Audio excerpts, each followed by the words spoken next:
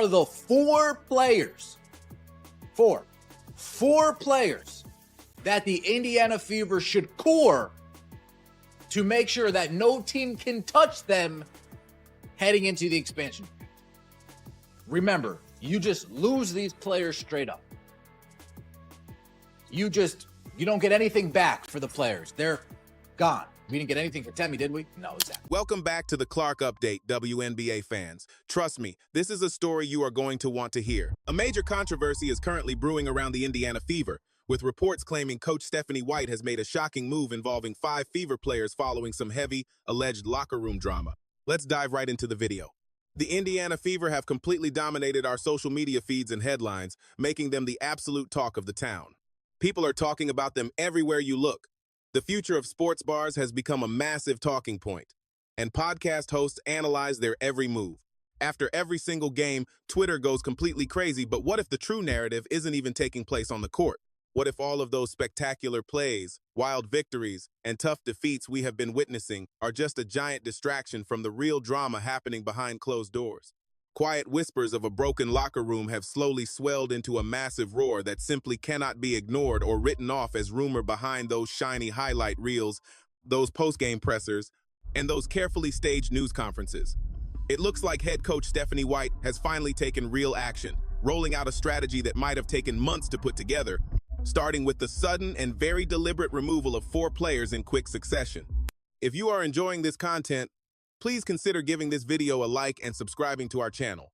Believe it or not, more than 90% of our viewers have not subscribed yet. It is free, takes just a second, and really means the world to us. So, did you subscribe yet? Awesome. Thank you so much for your support. Now, let's get right back to the video. But was this really about smart roster construction and team building? The exact kind of brutal choices championship franchises are forced to make? Or was it just a last-ditch effort to claw back control of a squad on the verge of total, complete collapse? Just a desperate attempt to rescue a completely failing season? Now that the internal drama with the Fever has finally started to bleed out, the entire basketball world is watching with a mix of fascination, concern, and morbid curiosity. What started out as quiet, hazy rumors whispered in arena corridors and unverified leaks from anonymous sources has quickly erupted into a full-fledged organizational disaster that could completely derail what many expected to be a pivotal season for this franchise. The question on everyone's mind is simple but massive: what actually happened in Indianapolis? To truly understand how we got to this point, we have to look back because things weren't always this chaotic for the Indiana Fever. Just a few short years ago, they were sitting near the top of the league, representing a shining model of consistency and pure professionalism. Inside their arena, real championship banners hung proudly. Their fan base was incredibly loyal and passionate, but professional sports are cold. And this front office finally had to face the brutal reality that hits every franchise rebuild or become completely irrelevant. And hiring head coach Stephanie White was definitely not a rush choice. The front office spent countless hours analyzing game film from her previous coaching runs, conducted deep background interviews, and consulted heavily with respected league insiders. White had a stellar track record, succeeding at several different levels of basketball. Because she had already played and coached right here in Indiana, she understood the local fan base inside and out. People believed she was the one who could restore that hard-nosed defensive identity and discipline that used to define Fever basketball. Around that same time, the team made another major move by drafting a true generational talent. On draft night, the crowd went wild the second Caitlin Clark's name was called. Fans felt instant hope, and the headlines started rolling. Beyond that, the front office saw dollar signs everywhere: ticket sales, jersey sales, major revenue, and constant national television appearances. Clark was the poster child for what the modern game had become: dynamic, creative, unconventional, and just electric to watch. But amidst all that massive hype, nobody was actually asking the tough questions. What happens when you pair a creative superstar who thrives on chaos with a coach who demands total structure? What happens when you build your roster around a marquee superstar, but hire a coach who flat out refuses to give anyone special treatment? Those exact decisions are what planted the seeds for this current mess: moves that look brilliant on paper, but turned out to be totally incompatible. If you knew what to look for, the warning signs were already there, quiet at first, but growing louder and louder with each passing week. Weeks before this entire drama finally blew up in public, veteran beat writers and league insiders who had covered the WNBA for years and knew exactly what trouble smelled like were already starting to pick up on those subtle red flags. On the very surface, it looked to any casual fan watching at home on television like this Squad was just adjusting to a brand new system and dealing with those classic growing pains you expect when you bring in new players. I mean, that is something every single roster goes through, right? It takes real time for new players to actually learn a brand new playbook. Chemistry does not happen overnight. It takes time for coaches to read their staff and fully figure out those rotations. Those are the exact cliches that flood post-game press conferences after dismal defeats. They are the promises front offices feed to worried supporters. But for anyone who actually watched practices, talked with people in the building, and had real access behind the scenes, the truth was way more concerning. There was a fundamental clash of philosophies and styles actively tearing this team's cohesiveness apart. Look at head coach Stephanie White, highly respected in the basketball community for her tough, defensive-minded identity and direct, no-nonsense manner. She was suddenly running a roster loaded with some of the most dynamic and explosive offensive weapons in the game. Her whole coaching resume is built on discipline, rigid structure, and that relentless possession-by-possession grind that has brought her so much success over her career. She is defense-first, firmly believing the opposing team must earn every single point they get. She preaches an offensive system where every player knows their exact spot on the floor and executes their role perfectly. She respects authority, believes in a strict hierarchy. But this went way deeper than just X's and O's, the kind of tactical dispute you can easily fix with a little adaptation or compromise. This was an all-out fight for the team's very soul. Indianapolis's practice courts and film sessions were locked in a deep philosophical battle. It was modern innovation versus experience, structure versus total freedom, and old school versus new school. And just like any other war, this one would definitely have casualties. Anyone watching closely could feel that growing strain. During timeouts, the telling body language spoke of a disconnect that words never could. While defensive instructions were being given, players just nodded and pretended to listen, but during offensive setups, they would exchange silent glances and communicate completely without words. Whenever a specific play was called, you could hear certain players groan, and if a teammate attempted a shot completely outside the system, others would subtly shake their heads in frustration. During games, the vibe on the bench swung wildly back and forth, showing a team that was anything but cohesive. Now, after a spectacular defensive stop, everyone would jump up and applaud. But right after an offensive highlight, half the bench would just stay seated, barely offering a polite, passing clap. Veteran players around the league could easily see exactly what was happening here. They recognized those symptoms because they had been stuck on dysfunctional rosters before. A coaching staff actively struggling to hold power, and players already forming rival camps, with heated screaming matches happening behind closed doors, according to several sources close to the situation. According to one insider report, Coach White regularly stopped live play just to adjust offensive spacing during practice.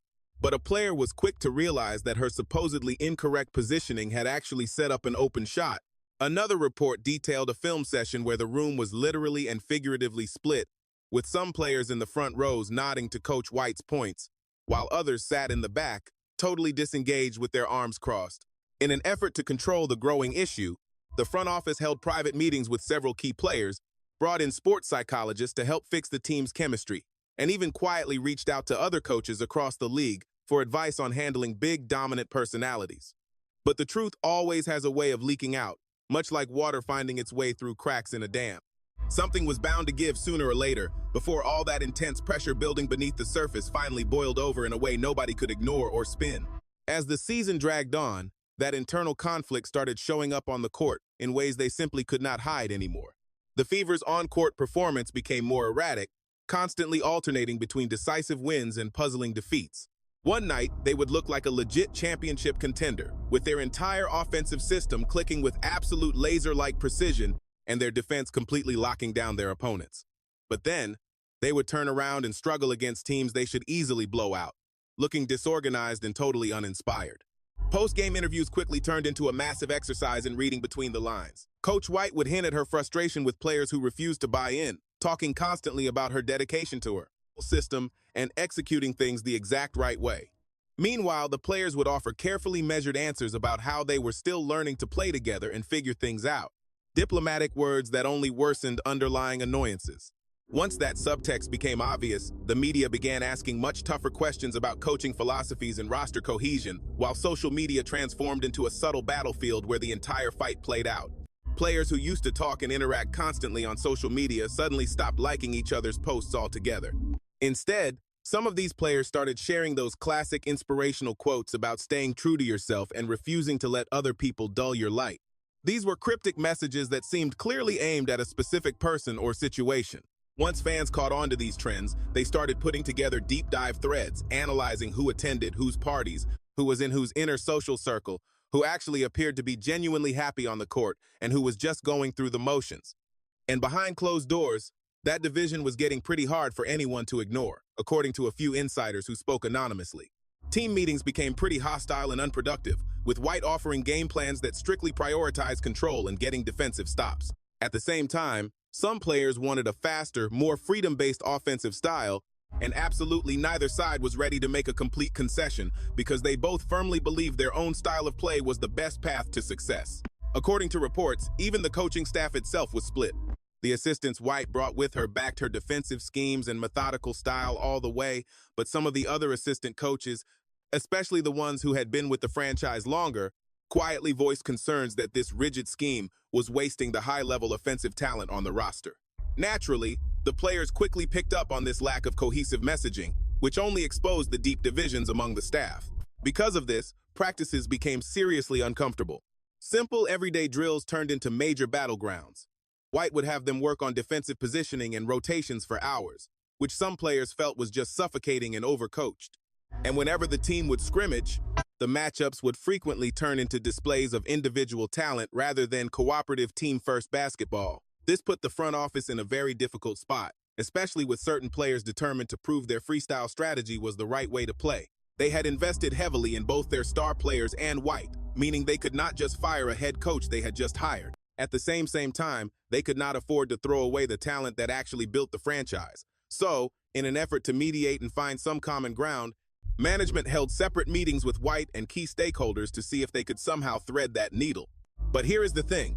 Mediation only works when both sides actually want to reach an agreement. In this case, it looked like both sides had firmly dug their heels in and were totally unwilling to compromise.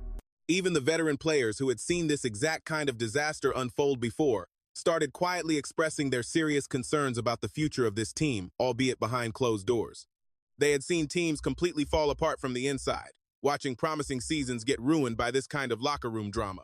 These veterans tried their absolute best to act as peacemakers and bridge the gap between the warring factions, but they only ended up feeling isolated and unwelcome by both sides. As that middle ground disappeared, basically everyone was being forced to pick a side. Then the first domino fell quickly, with no warning, and it was clearly meant to send shockwaves through the organization and the entire league. Management sent a very loud, unmistakable message to the entire roster by suddenly releasing a crucial role player who had been a staple of their core rotation and logged major minutes, and who was widely seen as a strong contributor on and off the court. The message was clear: fall in line or leave. There were no more warnings or second chances to make adjustments, and the timing of the move caught everyone off guard. This was not the off-season when roster moves actually make sense. You could not just chalk up this kind of rushed decision to high emotions after a tough loss. It made the situation even more shocking because, on the surface, it happened during what seemed to be a pretty stable stretch. In a brief meeting, the player was simply told they were being waived, given a quick explanation, and immediately escorted right out of the building. Their time with the Fever was abruptly over. Now, the official line coming from the front office was all about performance metrics, roster optimization, and wanting to move in a different direction, which is the standard corporate jargon for these kinds of cuts. But around the league, rumors were spreading that painted a very different picture. In fact, inside sources speaking on the condition of anonymity claimed that this particular player had been an outspoken critic of White's coaching style and the direction of the team. And they had not just kept their concerns to themselves or vented to close friends. They had actively raised concerns during team meetings about schemes they felt were outdated and stubborn. This player had apparently been one of the most vocal voices in those sessions, constantly calling out defensive strategies that seemed to choke out the team's offensive creativity, according to several organizational insiders who spoke anonymously. Rumors were that they had essentially stepped into the role of a spokesperson for a growing faction of frustrated players, speaking up for teammates who felt just as trapped but were too afraid to say anything. That release was a classic power play, a direct warning shot fired right across the bow of a heavily divided locker room. Reports indicate some players were saying things like, "This isn't how modern basketball works anymore, and we are wasting talent trying to run a system from 20 years ago."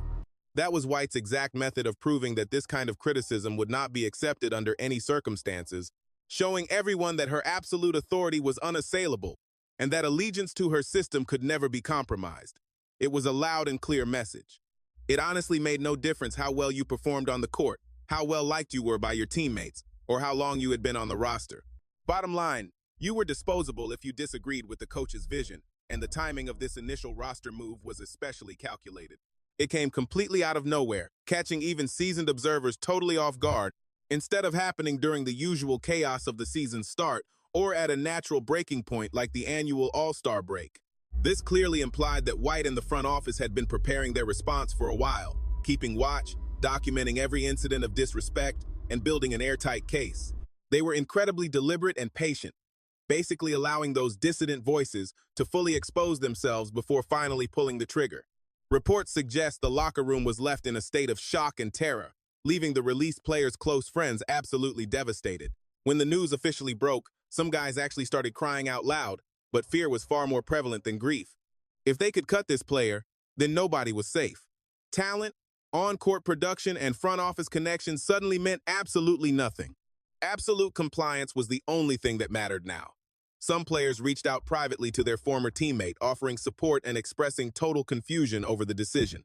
Meanwhile, others publicly backed the organization's decision, taking to social media to talk about trusting the process and staying committed to the team's ultimate goals, whether they did it out of pure self-preservation or actual agreement with the move. Nobody missed these public displays of loyalty, making it clear those guys were solidly in Coach White's corner. The roster release got widespread media coverage, but it was mostly superficial. Reporters had to rely on pure speculation and advanced stats to argue whether the players' production warranted a roster spot, since they couldn't get the real story behind the move. But anyone paying closer attention realized that on-court statistics had absolutely nothing to do with this situation. This was all about power, control, and sending a message, and that message was received loud and clear. Not long after, 2 more players were cut in rapid succession in moves that felt almost scripted. There was barely enough time for the initial shock to wear off before the second release went down, just 3 days after the first. Then, less than a week later, the third occurred. Individually, these moves might have flown under the radar as normal mid-season adjustments or just the typical roster churning that goes on when a team struggles. After all, players get cut all the time. It is just part of the business, and sometimes a specific player simply does not fit the coach's system. Sometimes, when another player takes over, a specific position just becomes unnecessary. Maybe they want to clear cap space to sign someone else. Taken individually, any of these moves could be explained away as tough but necessary business decisions. But when you look at them together, they paint a far more calculated and alarming picture. This was a head coach systematically silencing the voices that questioned her authority and completely breaking up a group of dissidents. The process was brutally effective, highly organized, and targeted. White wasn't just making standard roster adjustments, she was executing a full-blown purge, clearing out anyone she felt threatened her authority. For weeks leading up to these moves, the Heat had been plagued by rumors of cliques ruining team chemistry. During team meals, players were reportedly sitting at completely separate tables, which is a textbook sign of a deeply fractured locker room. The star players sat at one table, the rookies at another, and the veteran guys at a third. But make no mistake, age and experience weren't the real divide. It all came down to ideology. One table was strictly for players who bought into White's vision, while the other held the skeptics who questioned it. There was also a noticeable drop-off in how these teammates interacted on social media. For anyone paying close attention, this is another major telltale indicator, where teammates who used to frequently leave comments on each other's posts abruptly stopped. Certain player combinations were conspicuously missing from the team's carefully curated group photos. Instead of feeling genuine, the team camaraderie you see on winning squads felt fake, staged, and put on purely for the cameras. Sure, players would still hug each other after making big plays during a game, but those celebrations felt incredibly forced and performative rather than natural. By aggressively cutting out what she believed to be a toxic virus before it could spread and ruin the chemistry of the entire roster, Stephanie White was basically performing open-heart surgery on her own roster with these back-to-back player releases. With real surgical precision, she was weeding out the problem players, specifically the ones she felt were actively undermining her authority and poisoning the culture.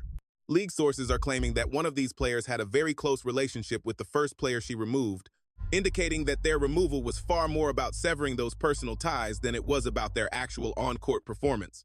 We are talking about a sincere bond that went way beyond basketball. They roomed together on road trips and were constantly seen hanging out before and after practice. Look, White saw that friendship as a threat. Two skeptical players can feed off each other, fueling doubts about the system, and we all know two voices are louder than one. And the kicker is, they produced quite well on the floor. They were playing solid defense, knocking down shots at a respectable clip, and doing exactly what was expected of them in the team offensive scheme. But that did not matter anymore. Their crime was not poor play, it was showing loyalty to the wrong person. By letting them go, White was sending a loud message. Your relationships will not protect you, and your friendships do not matter here. Your relationship with me and my system is quite literally the only connection that counts. According to reports, the other player cut in this wave had been caught complaining to teammates about playing time and her role, creating what White viewed as a toxic atmosphere of selfish individualism and entitlement. This player believed she deserved more creative freedom to make plays, a much bigger role in the offense, and far more opportunities to showcase her skill set. In private conversations, she had questioned why every single thing had to go through such a highly regimented system, why the team offense felt so incredibly stiff, and why players were not permitted to freelance a bit more. While those complaints might be totally legitimate from a basketball standpoint, they represented a direct and serious challenge to White's coaching authority. At the end of the day, a head coach's power comes from their ability to determine roles and playing time. When players challenge those decisions, they completely tear down the hierarchy that makes coaching possible. White simply could not let these questions slide without risking a complete loss of locker room control. Every single player left on the roster was starting to understand that message. White was completely ready to sacrifice depth, veteran experience, and even raw talent in order to secure what she valued most: total compliance with her tactical methods and absolute unity under her singular vision. The roster was getting thinner, less talented on paper, and far more vulnerable to sudden setbacks or injuries. But here is the thing: White believed a less talented team fully committed to her system was far better than a highly gifted squad that was fractured and disobedient. That is a massive high-risk gamble that could either leave the Fever dangerously thin and exposed or build an absolutely unbreakable team identity. If the remaining players fully buy into White's defensive schemes and methodical half-court offense, they might build the deep chemistry and trust needed to overcome any talent gap. They could actually end up becoming one of those tough teams that beats more talented opponents by simply outworking them and playing with total cohesion. On the other hand, the Indiana Fever could easily slide into a total death spiral if this roster purge backfires, creating fear and resentment instead of genuine player buy-in. Players might completely stop playing with the vital energy and creativity required to win games, mostly because they are constantly walking on eggshells and worrying about saying or doing the wrong thing. The squad can easily become robotic, drained of passion, and ultimately completely ineffective. Out in public, the coaching staff is said to have backed these moves completely, with assistants backing White's decisions whenever they spoke to the players, stressing that every single player had to commit to the team's highly disciplined approach and strong defensive identity. Still, behind closed doors, sources claim that some assistants expressed serious doubts. They were really worried about how thin this roster had become, and they doubted the remaining players could perform at a high level. Most of all, they wondered if the psychological damage from this sweeping purge could ever be fully healed.